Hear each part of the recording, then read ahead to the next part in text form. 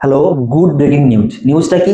BSF nursing vacancy যারা 2022 সালের পর থেকে বিএসএফ নার্সিং ভ্যাকেন্সির জন্য ওয়েট করছো তাদের জন্য হতে চলেছে সুবর্ণ সুযোগটা কি হতে চলেছে? দেখো, বিএসএফ নার্সিং ভ্যাকেন্সির ক্ষেত্রে কিছু নার্সিং এর ভ্যাকেন্সি বেরোতে চলেছে। হাল ফিলহাল তোমরা কি করেছো? গ্রেড 2 এর জন্য এক্সাম দিয়ে এসছো, এখন হয়তো জিএনএম দের রেজাল্ট বেরোয়নি, বিএসসি দের অলরেডি রেজাল্ট বেরিয়ে গেছে, তোমরা দেখেছো, আর ইন্টারভিউর জন্য প্রিপারেশন চলছে। যারা এখনো ইন্টারভিউর জন্য কোথায় প্রিপারেশন নিবে ভাবছো, তারা অরিফাইমের হোয়াটসঅ্যাপ নাম্বারে হোয়াটসঅ্যাপ গ্রুপে চলে আসো, ওখান থেকে তোমরা প্রিপারেশন নিতে পারবে। দেখো, আমাদের হোয়াটসঅ্যাপ নাম্বার এর উপরেই দেওয়া আছে, দেখে নিও, ওখান থেকে হাই পাঠিয়ে দিও। কিসের প্রিপারেশন চাইছো? তোমরা চাইছো ইন্টারভিউ প্রিপারেশন, লিখে দিও, ফ্রি অফ কস্ট আমরা প্রিপারেশন প্রোভাইড করে থাকি লাইভ ক্লাসের মাধ্যমে। বুঝতে পারলে তো? এখন দেখা যাক বিএসএফ ভ্যাকেন্সি, দেখুন নার্সিং দের ভ্যাকেন্সি, এটা গুড নিউজ। কারণটা জিএনএম দের জন্য বেস্ট নিউজ, কারণ সব সেন্ট্রালের ক্ষেত্রে জিএনএম দের ক্ষেত্রে এক্সপিরিয়েন্স লাগে, কিন্তু 2022 সালে যে বিএসএফ এর এক্সাম হয়েছিল ওখানে কিন্তু কোনো এক্সপিরিয়েন্সের দরকার হয়নি।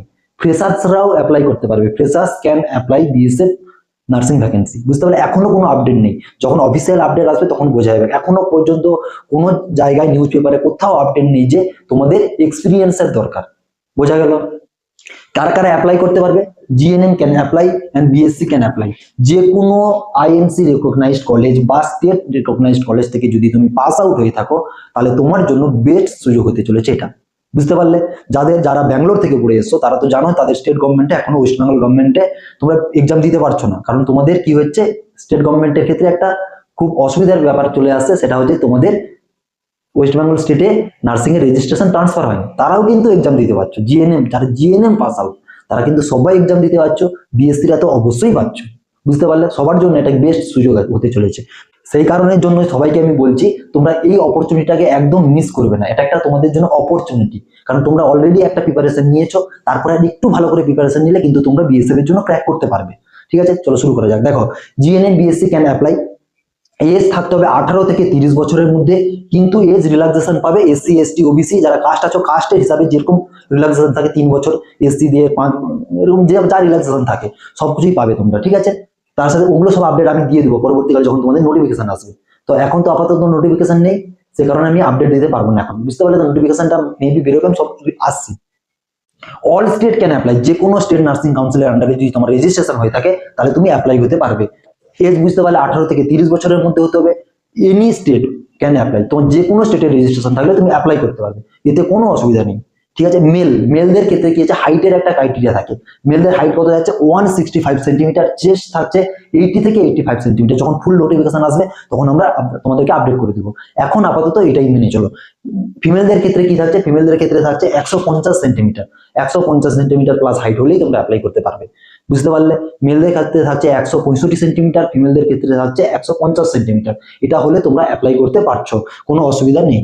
আর তোমার মেলদের ক্ষেত্রে চেস্ট সার্কামফারেন্সটা লাগছে, চেস্ট সার্কামফারেন্স যেটা আছে সেটা কিন্তু মেলদের ক্ষেত্রে লাগবে, ফিমেলদের ক্ষেত্রে চেস্টের কোনো মেজারমেন্ট লাগবে না। বোঝা গেল? কোনো অসুবিধা নেই। দেখো, এটা জিএনএম ফ্রেশার্সরা কিন্তু অ্যাপ্লাই করতে পারবে, কিন্তু আগের বছর 2022 সালে কিন্তু ফ্রেশার্সরা অ্যাপ্লাই করেছিল, সেক্ষেত্রে তোমরা একটু ভালো করে এটা দেখে নিও ক্রাইটেরিয়াটা, তারপরে বাকিটা আমরা এর এক্সাম যে প্রসেসগুলো নিয়ে আসছি। চলো দেখে নিও। দেখো, সেক্ষেত্রে তোমাদের এক্সাম প্যাটার্ন কি থাকছে? 100 মার্কের এক্সাম হবে, তার যেমন আরআরবির এক্সাম হয় 100 মার্কের এক্সাম হবে, 120 মিনিট সময়। কত মিনিট সময়? 120 মিনিট সময় 100 মার্কের এক্সাম হবে। তার মধ্যে 25 থাকছে নন নার্সিং পার্ট থেকে, 25 থাকছে নন নার্সিং পার্ট থেকে, যেখানে থাকবে জিকে থাকবে আর অ্যাপটিটিউড থাকবে। ঠিক আছে, জিকে, অ্যাপটিটিউড, জেনারেল নলেজ সবকিছু এর মধ্যে থাকবে, কারেন্ট অ্যাফেয়ার্স এগুলো সবকিছু থাকবে। বুঝতে পারলে? আর থাকছে নার্সিং পার্ট থেকে কত থাকছে? 75 মার্কস, 75 মার্কস থাকছে নার্সিং সাইড থেকে, মানে তোমাদের মানে যে সাবজেক্ট ভিত্তিকে। বুঝতে পারলে? কি কি সাবজেক্ট সবকিছু আপডেট আমি পরে নিয়ে আসবো, বা আমাদের হোয়াটসঅ্যাপ গ্রুপে চলে আসো, হোয়াটসঅ্যাপ গ্রুপের নাম্বার উপরে দেওয়া আছে, হোয়াটসঅ্যাপ গ্রুপে চলে আসো, আমি ওখানে সমস্ত আপডেট দিয়ে দিব কিরকম ব্যাপার থাকছে। ঠিক আছে, যখন নোটিফিকেশন আসবে ফেব্রুয়ারি বা মার্চের মধ্যে আসার সম্ভাবনা অনেক বেশি, সেক্ষেত্রে তোমরা আগে থেকে প্রিপেয়ার যাতে হতে পারো, সেক্ষেত্রে আমি অ্যাওয়ারনেস করে দিচ্ছি। বুঝতে পারলে?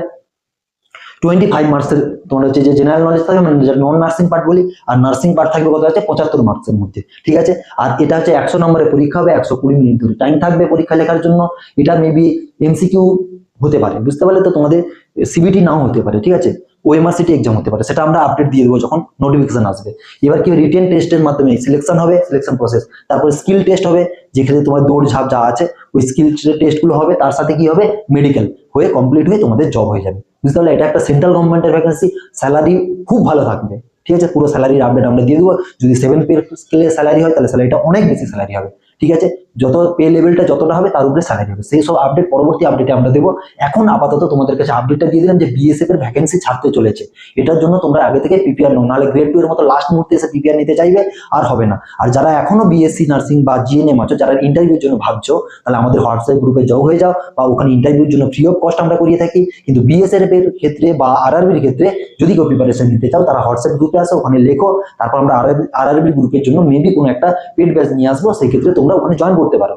সেটা তো একান্তই তোমাদের ব্যাপার। যদি তোমরা ইন্টারভিউর জন্য কোনো প্রিপারেশনের দরকার হয়, তাহলে তোমরা আমাদের হোয়াটসঅ্যাপ গ্রুপে আসো, আমাদের হোয়াটসঅ্যাপ গ্রুপের নাম্বার দেওয়া আছে, ওখানে হাই পাঠিয়ে দিও, আমাদের টিম অটোমেটিকলি তোমাদেরকে জয়েন করে দিবে।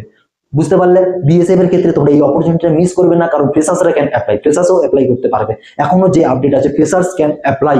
বুঝতে পারলে? চলো দেখা হচ্ছে নেক্সট ভিডিওতে। আমি কিন্তু বিএসসির কালকে থেকে, কাল মর্নিং 9 AM থেকে বিএসসির ফার্স্ট ইন্ট্রোডাকশন ইন্টারভিউ ক্লাসটা আমি নিয়ে আসবো। বুঝতে পারলে? বোঝা গেল? তোমরা এখনো যারা হোয়াটসঅ্যাপ গ্রুপে যোগ হয়নি তারা যোগ হয়ে যাও, বা যারা ইউটিউব থেকে ভিডিওটা দেখছো তাদের কাছে একটাই রিকোয়েস্ট থাকবে, তোমরা চ্যানেলটাকে সাবস্ক্রাইব করে দিও। কিন্তু বিএসএফ একটা বিশাল বড় ভ্যাকেন্সি হতে চলেছে।